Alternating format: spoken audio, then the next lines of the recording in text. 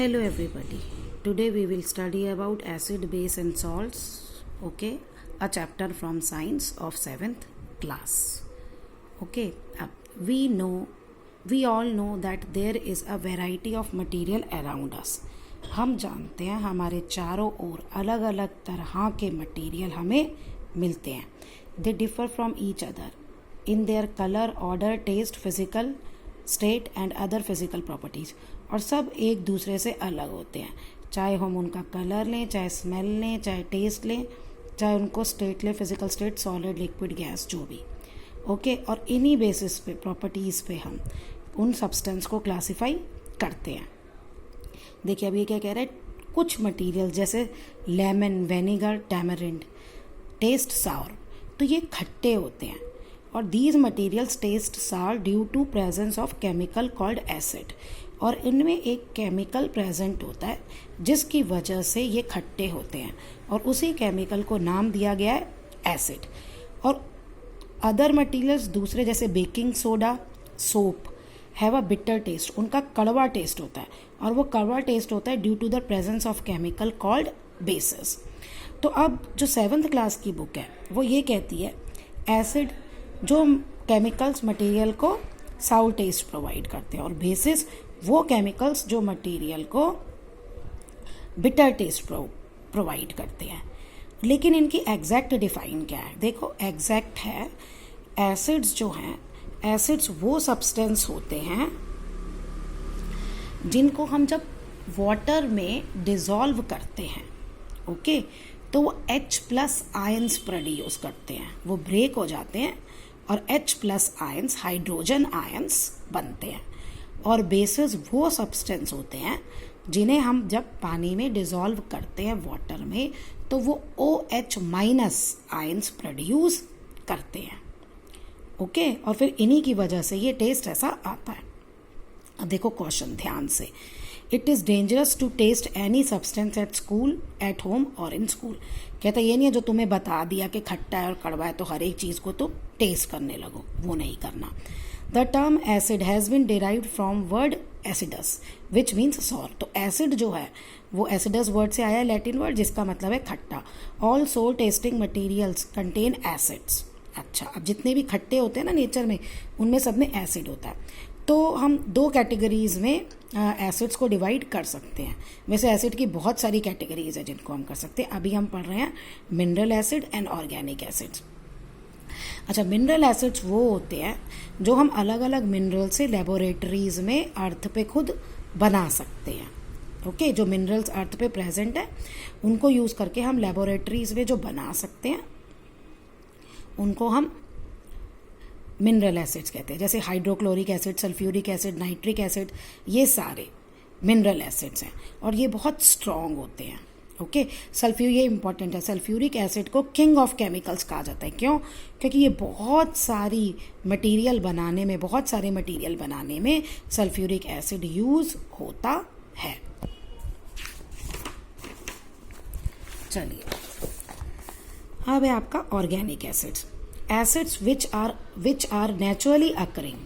अब जो अपने आप ही होता है नेचर में, ये किस में मिलता है? प्लांट्स में और एनिमल्स में. इनको हम कहते हैं ऑर्गेनिक एसिड्स. बहुत सारे फ्रूट्स और वेजिटेबल्स में ऑर्गेनिक एसिड होता है. जैसे आपका गुआवा, ऑक्सैलिक एसिड होता है गुआवा में.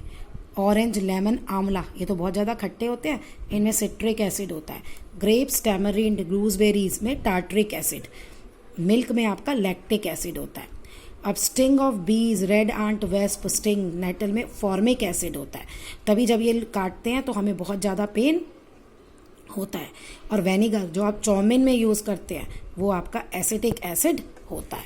तो बेसिकली अब एक इम्पॉर्टेंट क्वेश्चन यहाँ बन गया आपका, differentiate between mineral acids and organic acids. तो मिनरल एसिड्स जो लेबोरेटरी में प्रिपेयर होते हैं और ऑर्गेनिक एसिड जो आपके नेचर में ही मिलते हैं. अब कहते हैं acids like hydrochloric acid, nitric acid, sulphuric acid and phosphoric acids are strong acids हैं. And acids like citric acid, acetic acid, carbonic acid and formic acid weak acids हैं.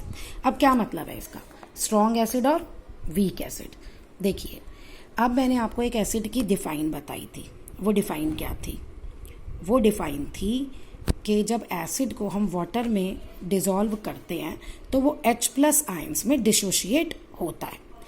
अब वो एसिड जिसको आप वाटर में डिज़ोल्व करेंगे, अगर ज़्यादा H+ आयंस आएंगे, ऑलमोस्ट वो पूरा डिसोशिएट हो जाएगा, तो वो आपका स्ट्रॉन्ग एसिड है। और वो कम H+ आयंस प्रोड्यूस करेगा, कम डिसोशिएट होगा, तो वो आपका वीक एसिड है। ये है स्ट्रॉन्ग एसिड और वीक एसिड का। अच्छा जी, अब एक और इम्पॉर्टेंट है, acid manufacture in factories are highly concentrated, that is water content बहुत लिटल होता है। अब इनको हम डाइल्यूट एसिड में कन्वर्ट करते हैं, मीन्स ये लेस कंसनट्रेटेड होते हैं, इनमें वाटर होता है ज़्यादा, तो वो आपके डाइल्यूट एसिड होते हैं।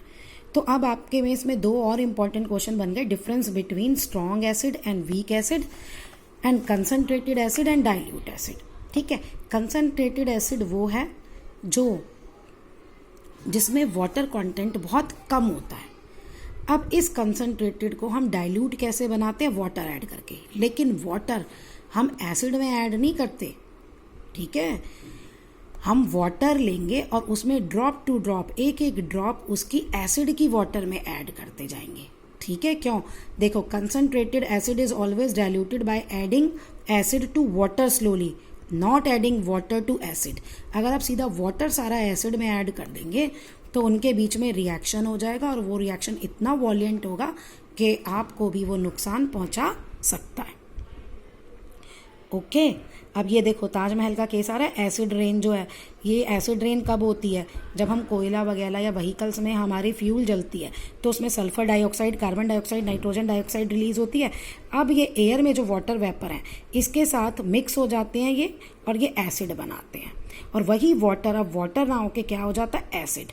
और वही एसिड रेन जब अर्थ पे गिरती है तो वो फर्टाइल सॉइल को भी इनफर्टाइल कर देती है, और जो येलो हो रहा है, ताजमहल जो येलो हो रहा है, वो भी इसी की वजह से हो रहा है। Some bases like sodium hydroxide, potassium are strong bases. देखिए, अब वही कुछ आपके स्ट्रॉन्ग बेसिस के एग्जाम्पल्स हैं और कुछ आपके वीक बेसिस के एग्जाम्पल्स हैं। सेम लॉजिक है। स्ट्रॉन्ग बेस क्या होता है? स्ट्रॉन्ग बेस होता है जब आप किसी एक बेस को वाटर में डिसॉल्व करते हैं तो वो maximum number of OH- ions produce होगा। देखो, NaOH है ना, तो ये OH अलग हो जाता है, OH- आयंस ये प्रोड्यूस करते हैं।